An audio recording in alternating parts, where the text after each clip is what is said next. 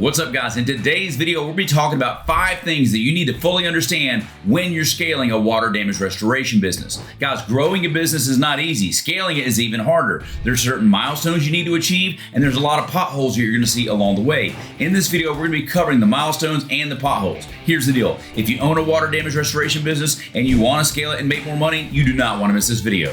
Let's go.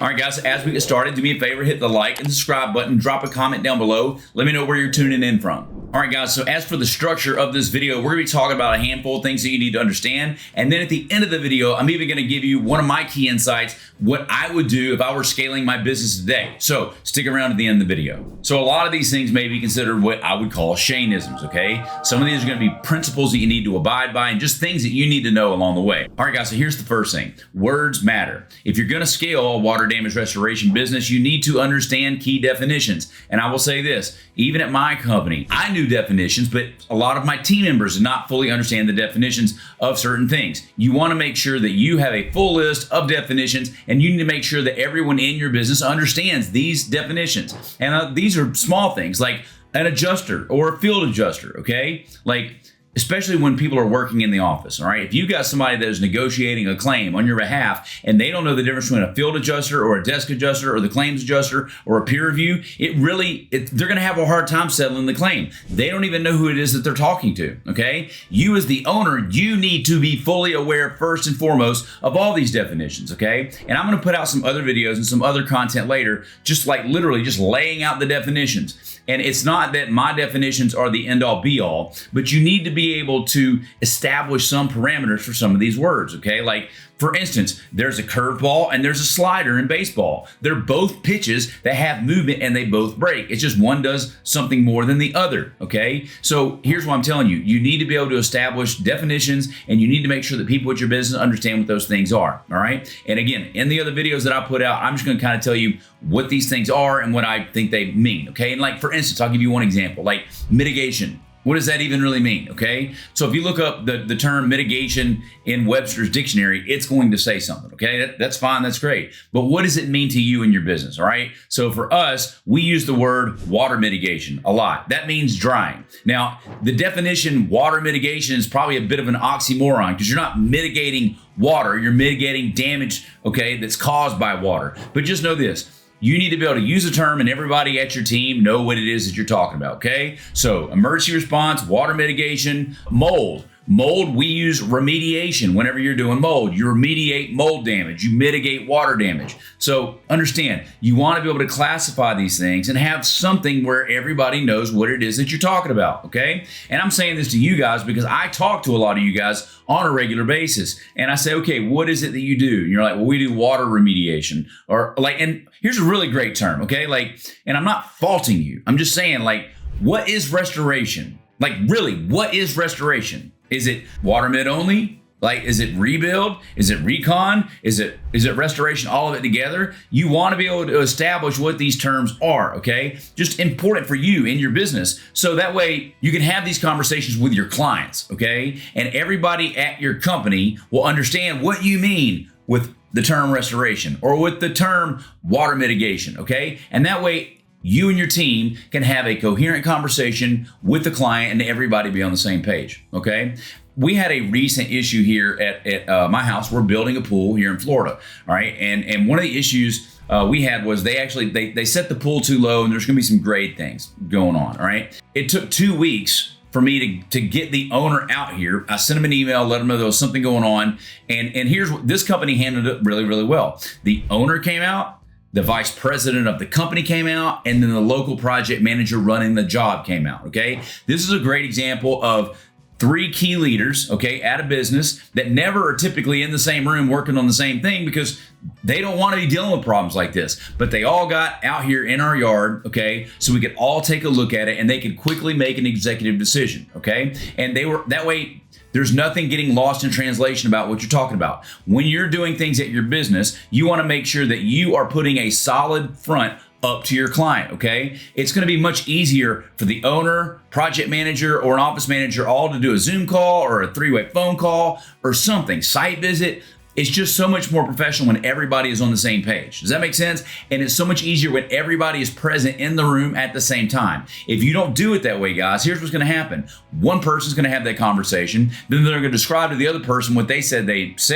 and then that person got to describe it. And every time they tell somebody else what's going on, that you get lost in translation. Okay, so here's what I'm saying to you. It's really easy for a company not to be on the same page. That's what I'm trying to tell you. Okay, and so when you are clean and clear about your definitions, then you're going to be much better poised for success. This may not seem like a really big deal to you, but I'm telling you, at scale, these things are really huge problems. Because when I, as the owner, or you as the owner, look to your general manager, look to your branch manager, look to your project manager, or look to your office manager saying who is the adjuster, and then they give you a third-party peer review person that does not even work for the insurance company as the person that's the point person for the claim, that's why you can't get paid, because you are following up with someone that is not even employed by the insurance company. Are we clear? And these problems scale just like everything else in the business. And so when you scale a business, you're not just scaling like the operations, you are scaling the problems within the business. It is very important, super critical that you and your team are fully aware and all on the same page of what these terms are. I'm getting heated right now because it's bringing back really bad memories, okay? So just know this, terms matter, okay? Are they the adjuster, the field adjuster, the desk adjuster? What is restoration? What is remediation? All of that jazz. If you want me to put out other videos on this, drop a comment down below. Let me know. Say, give me a video on definitions. All right. And then I'll do that. I'm going to put some together. I've already got some, and I'll do those in another video because it'll take quite a while. All right. So here's something else that's really important to know and understand before you scale. Are you ready to scale? Like, can you afford to scale? Like, literally, do you have enough cash? Okay. A lot of people. So have you ever heard the terminology, can you afford to do a job, or can you afford not to do a job? Like, an example might be if you get a 48-story hotel flood and you need to get some deskants and you need to go get some temp labor, you literally might have to like fork out $1 million of labor and drying equipment, okay, of cash out of your pocket to do that job. Now, it may be a $10 million job, but baby, you have to come up with $1 million to even do it. Can you afford to do that? That's one way to think about this. So what I would tell you is, like, as you grow your business, okay, if you go get a big job, I'll say this again, if you go get a big job and it's going to require a bunch of temp labor or a bunch of stuff that you don't have, you're going to have to inject your cash into that job so you can do that job. So one of the things that you need to do is, if you're trying to scale your business, are you in a good cash position? Okay. Do you have enough money to scale? Right. And so that's one thing to think about. Now, usually it's not going to be, do I have enough cash to actually scale? It's not the actual biggest problem. The biggest problem is, as you scale, there's inefficiencies in your collections process. Okay. And then it eats your cash as you scale. Okay. So I wanted to give you both those illustrations. Hopefully they were helpful. And here's what I mean by that. I told you already earlier in the video that, like, when you go to scale the business, you're not only going to be scaling like the employees and the trucks and hopefully the revenue and hopefully the profit, but you're also going to scale the problems. Does that make sense? The reality is this: it's actually easier, unfortunately, to scale inefficiencies than it is to scale efficiencies, okay? And just because the bigger you get, the more complex you get, the more inefficient you become, right? And so if you've already got inefficiencies in your business when you're small, those problems get magnified at scale. Does that make sense? Now, don't take what I just said as lack of procedures, okay? That's not necessarily what I'm saying. A lot of people are like, well, you've got to have everything documented before you scale. I mean, while all that may be true, that's not what I'm talking about here. What I'm talking about is inefficiencies, okay? Problems in your workflow, all right? You can have your process fully documented, but it still be really inefficient, okay? And when you try to scale the business, it takes too long to get paid, or if you're not properly staffed and you do stick somebody else in that chain of command, it takes even longer, okay? So one of the big things that I like to say is, do you have a receivables process formally typed up? Like, this is a real question you need to have. Like, can you afford to scale? Well, let me ask you this. Do you have a receivables process? What is it? I would like to see it. Show it to me. There needs to be a 1 to 2 page document outlining what your procedures are around collections, okay? Like, what do you do? When you build a job, who does it go to?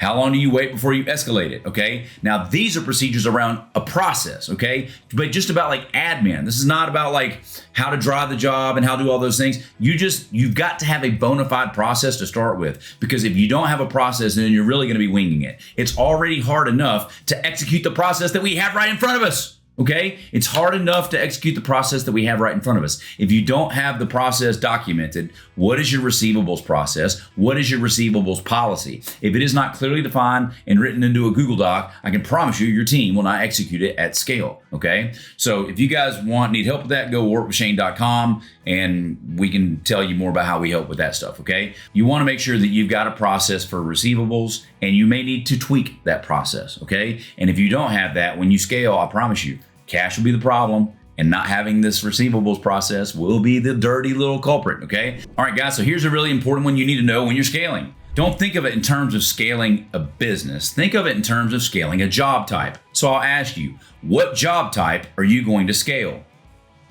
What job type is it that you're trying to scale? Because you don't need to just scale the entire company. The company can do air ducts, carpet, recon, mold, mitt, fire, whatever. What job type are you going to scale? You need to know, because you want to pursue that single most profitable vertical. Does that make sense? If you want to scale the fire, how we get fire jobs looks one way. How you get water does another. How you get air ducts is doing another. How you clean carpets is doing another. When you're going to scale something, know what it is that you're going to scale. So like for us, whenever we are running paid ads and advertising, we might be running 5 different ads. We find one ad that's winning and we put a bunch of money into it and we scale that ad. You need to know what job type is the most profitable for you, which one you like the best, and you're going to pump all of your energy and resources in scaling that job type, okay? So I don't know if this is helpful for you guys, but just know that you need to be focused on what it is you are going to be scaling, and it needs to be job type specific, okay? So for me, we're water guys. If you want to scale a fire damage business, I'm not your guy, but I'm telling you, there are people out there that probably specialize in that, okay? Make sure that you've got your job type figured out. And because how you're going to get more water jobs looks entirely different than how you're going to go fire jobs and how you're going to get more mold. You need to know what it is you're going to go after so you'll know how to get the thing that you want. Now, here's something else that's really, really important before you try to scale. Have you mastered job acquisition? Okay. You need to master getting jobs before you try to scale. You need to master one. Okay. At this point, we've already decided, what are we going to scale, water or fire? And well, let me say this. I didn't actually say this, but usually when you're going to scale, it's going to be water or fire. Okay. Those are the 2 gateway jobs in restoration. Everything starts with a fire or everything starts with water. It doesn't start with rebuild. It doesn't start with mold. Mold doesn't get there until you've got water or fire, because fire, you got to get water, and then it sits there and it gets moldy, okay? But you need to focus on a gateway job too. You will never get a chance to scale without working on gateway jobs, but I just want to take a minute. It just needs to be water or fire, just for whatever it's worth. There might be a case where you could try to scale a contents business, but man, you want to talk about being risky. A contents business is not a gateway business, okay? Like, you don't control getting jobs when you're in the contents business, because, all right, so let's say that you're partnered with a restoration company that does fire, okay? They do a lot of fire, but they don't do contents. And then you're gonna partner with them, okay? As they grow their business, you're gonna scale your business, right? Wrong. Why? Because the more and more fire they do, they might be sitting there looking at that contents and be like, yo, we are giving you 50 grand a month, 100,000 a month, 300,000 a month. And the next thing you know, boom, they go get a warehouse, cut you out. And you try to scale your company on the back of their company, and they just said, no more, amigo. That's it. And guys, that happens all the time whenever you're doing water damage with plumbers, okay? And so here's another little thing. This is ADD pro tip, all right? Never let a single referral company or a single plumbing company represent more than 20% of your business. Because as they grow, okay, that's great. They're going to give you more and more work. That's fine. But I'm telling you, I've got plumbers that are in my ecosystem right now in some of our coaching programs, because they just simply got so big that they got tired of watching other restoration companies get rich, okay? And so what they do, they either bolted water damage in it, or they started a brand new restoration company. Now, you can't fault those guys either. And now I don't know if they're gonna stay in water damage or not, because plumbing and restoration are far different. You gotta see, okay? But here's what I'm trying to tell you. I'm trying to protect you watching this video right now, okay? Don't let any referral company represent more than 20% of your business, because if they do go away for whatever reason, you don't want to lose more than 20% of your business. Ask me how I know. It's really easy to get complacent. And now, another ADD pro tip. This is why we do not like programs at all. Because once you get the needle in the vein, it's real easy for them to give you 20, 30, 40. And I know some companies that get 50 to 70% of all their work from one or two programs. One or two. And that simply means that Allstate or State Farm could cut out Alacrity or whoever they're using here, and then boom, 30 to 50% of your revenue gone instantly. You do not want to live that way. That is too risky, okay? Too risky. So don't let anything represent more than 20% of your business. All right, getting back to job acquisition.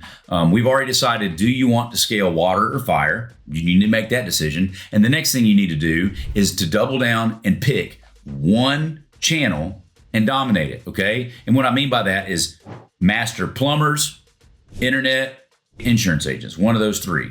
Okay, you could do property managers if you're like in roofing or something, but I'm a water guy. Property managers are horrible for water damage. Okay, they just are. Many reasons why. And if you don't believe they're bad, just keep doing them. Go call me back in 5 years and see how you're doing. All right, they will burn you. Property managers burn you, and they're much better for fire than they are for water. But water, bad deal. Okay, mold, renters, nope, no thanks. But anyway, but you need to pick one. What channel, so what job type, water or fire, and then figure out which one of the big three you're going to get it from, plumbers, agents, or the internet. Now, for me, I'm going to tell you plumbers because insurance agents in 10 years, we're not going to have any agents, okay? All these insurance companies will be selling their products direct or through AI, all right? There's not going to be agents anymore, right? And I can promise you, State Farm doesn't like paying agent commissions. Nobody likes paying agent commissions. The most expensive part in any business is acquiring the customer. And then they offload this to an agency. Do you understand? That specializes in just that. And that's how they do it. That's their model. But the minute they can cut it out, they will, okay? You understand? So insurance agents are going to be gone. So how are you going to get a referral from someone that ain't there? All right. And then in terms of the internet, you're a contractor, bro. You ain't mastering internet. All right. If you are great at the internet, you're not running a restoration company. You're running a digital marketing agency, and you ain't doing that. So agents are gone, internet's gone, and boom. So now you're stuck with plumbers. But they're the best anyway, so who really cares? But what I'm telling you is this. Make sure that you're focused on them, okay? I can tell you this. The biggest, baddest water damage restoration companies that I've seen in any given market, okay, there's a handful in Chicago or Dallas or Sacramento or wherever they're at, okay? The big ones, the ones that are really good, they dominate water and they dominate plumbers. When you master plumbers, you can take that restoration business anywhere in the United States, anywhere. Because if you know how to pick them out in Omaha, okay, or you know how to pick them out in Topeka, Kansas, like just picking a plumber out, finding out what they want and giving it to them and building $1 million relationship, you can do that in any city in the country as long as there's enough people, okay? It's like running the football in the NFL in the playoffs. Running the football travels well. Learning how to run plumbers, it works, all right? And the guys that we coach in our upward coaching programs, they already know that they could pick up their business tomorrow and move from Memphis to Dallas or from Dallas to Memphis or Atlanta to Chicago. It does not matter. Those that master getting water jobs from plumbers can move to any market and do it so long as they fully understand how to do it. So that is what I wish for you. So that's my advice. Get that down before you try to scale. All right, so the next thing that you need to understand before you scale is this. You need to master attribution. And attribution means this. You need to know where every dollar and every penny that's coming into your business comes from. Every single one. And this is what we did at our company, okay? And in this business here, Restoration Profits, that's the coaching business that I own now. We still do the same thing. We use tracking numbers, okay? And every dollar we spend on advertising gets a tracking number. And I know where every single dollar comes from. If you're in restoration, every single call, you track the referral company. We do a lot of things for a lot of people. What's your name? How'd you hear about us? And we track every single call. So all of the paid ad sources that we're using, they all get a tracking number, and we all know where every dollar comes from. Every single job from plumbers, we track every single phone call. Everyone.